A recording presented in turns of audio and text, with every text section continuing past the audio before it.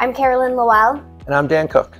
We are here at AAOS just wrapping up the annual meeting and wanted to share some of the trends that we've seen as we've walked the exhibit hall floor and attended education. Of course, enabling technology continues to be an extremely big trend.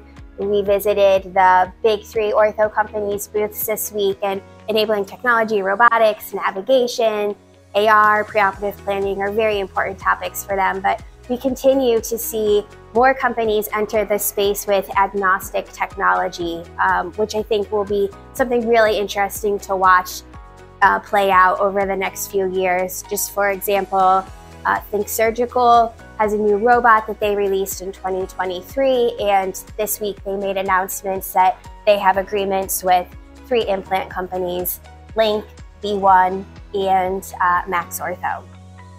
And I think the enabling technologies is going to, lead to data-driven care, more personalized surgery. We heard that a lot on the floor this week.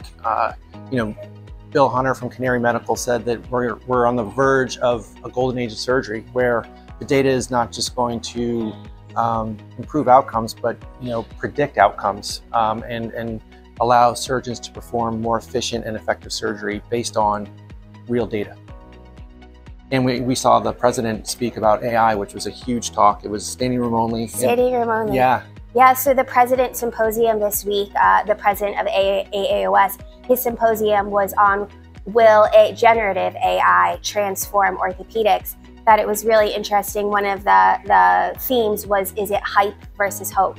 And certainly there's a lot of hype right now around AI with ChatGPT being introduced recently, and it'll be really interesting to see how that plays out in the clinic, how that plays out in the OR. I think there are a lot of surgeons that are interested in it, but time will tell. One of the things that they really stressed is it's likely 5 to 10 years from now before we will start seeing these big data models transform orthopedics. But it is time right now to start thinking about what is the value of AI and how do we want to use it. And we also saw startups interested in AI too. So it's not just the big players, it's going to be a big trend moving forward.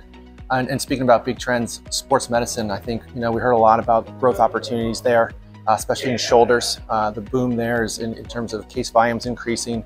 There's a lot of enabling technology focused on that space.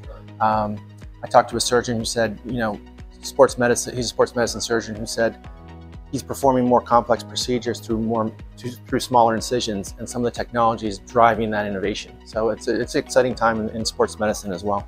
Yeah, so we started the week at Canaccord Genuity's conference. We saw a lot of sports medicine companies talking, and they're really interested in both shoulder and knee, but they're building these platform technologies. And they talked also a lot about foot and ankle, which we know is a rapidly growing space in orthopedics. So, and regenerative medicine too. In sports medicine space, especially, tapping into the body's natural healing powers. They're augmenting surgical repairs with biologics, and that's an interesting space, and it's really gaining some traction. So we'll be covering more in depth. You can find more articles on industry trends and market analysis at orthoworld.com and bonezonepub.com.